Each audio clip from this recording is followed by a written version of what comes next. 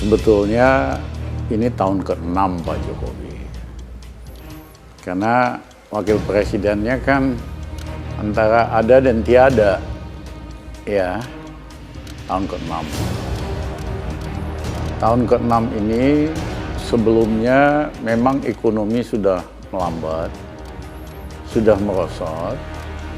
Kena COVID makin anjlok lagi. Nilainya berapa? Nilai itu kan kalau ada persoalan, mampu nggak menyelesaikan masalah dengan cepat dan efektif. Nah, kalau kita lihat kemampuannya untuk menyelesaikan masalah ekonomi sangat rendah.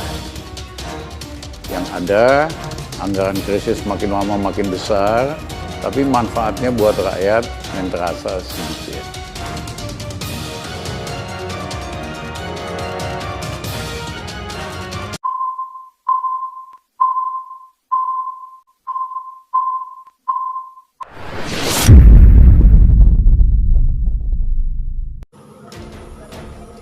APBN Indonesia bangkrut karena presiden dibohongi menterinya.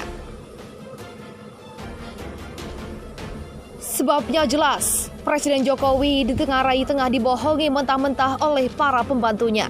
Salah satu bentuk kebohongan terhadap presiden yang paling kasar dan terbuka adalah penipuan para pembantu presiden dalam proyek teks amnesti.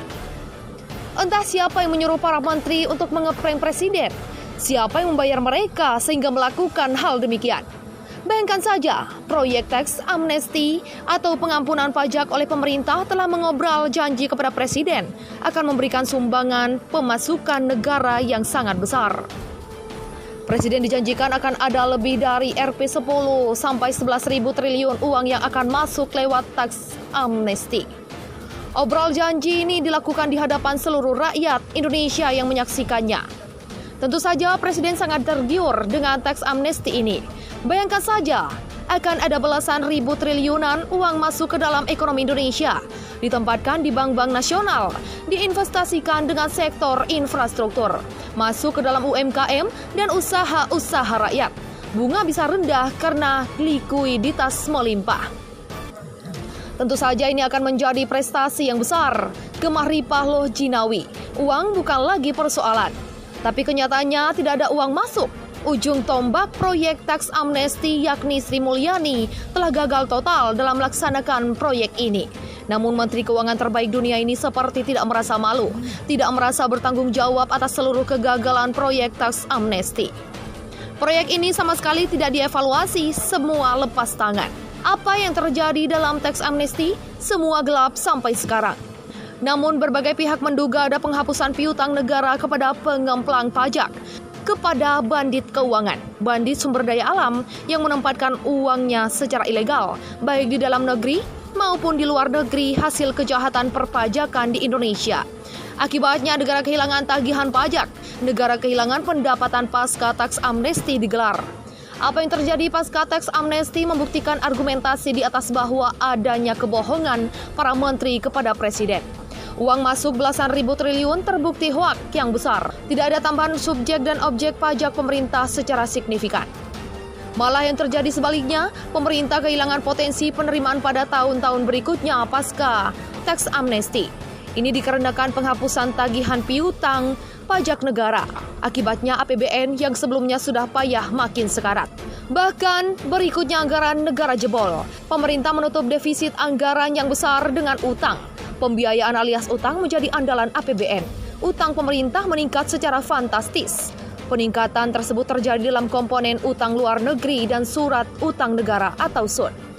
Hingga September 2020, surat utang negara telah mencapai 2.861 triliun. Utang luar negeri pemerintah mencapai 200 miliar dolar AS atau 2.900 triliun. Utang pemerintah dalam tahun 2020 saja telah bertambah 600 triliun, lebih dari 1.039 triliun utang yang direncanakan pemerintah untuk menutup defisit tahun 2020. Itu menurut data Bank Indonesia atau BI. Berbeda dengan data BI, menurut Sri Mulyani hanya 30% dana asing dalam utang Indonesia. Pernyataan ini sangat menakutkan, mengingat utang luar negeri Indonesia, pemerintah, dan swasta 408 miliar dolar AS. Jika jumlah tersebut adalah 30% dana asing dari total utang Indonesia, maka utang Indonesia sekarang sudah 1.360 miliar dolar AS.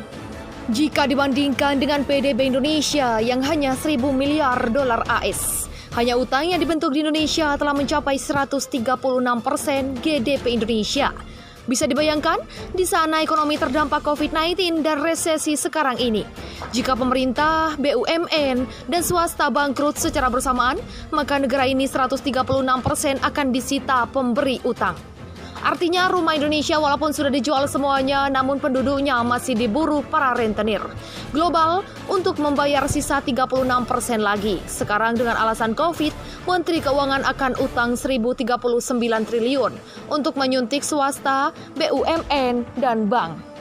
Dalam situasi normal saja tidak bisa bayar utang, lalu mereka ngeprank presiden lagi bahwa Indonesia resesi dan harus utang. Swasta dan bank perlu disuntikan dana, utang Indonesia masih aman. Artinya Indonesia kaya raya bahkan nanti setelah COVID-19.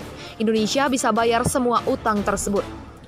LSI, pemilih Jokowi akui korupsi di Indonesia meningkat 34%.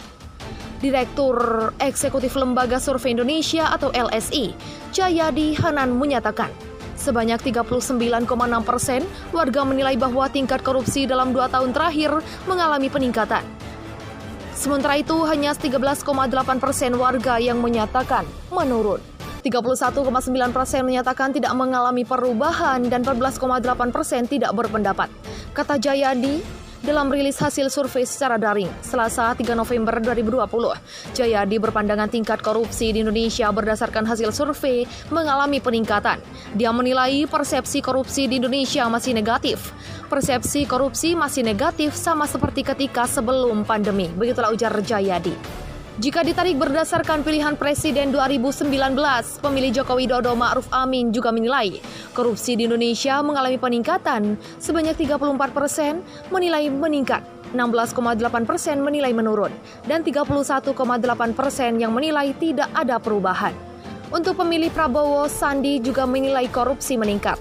Sebanyak 46,1% menilai meningkat, 8,7% menilai menurun, dan 31,2% yang menilai tidak ada perubahan.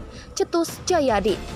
Jumlah sampel yang dipilih secara acak untuk ditelepon sebanyak 5.688 data dan yang berhasil diwawancarai dalam durasi survei yaitu sebanyak 1.200 responden.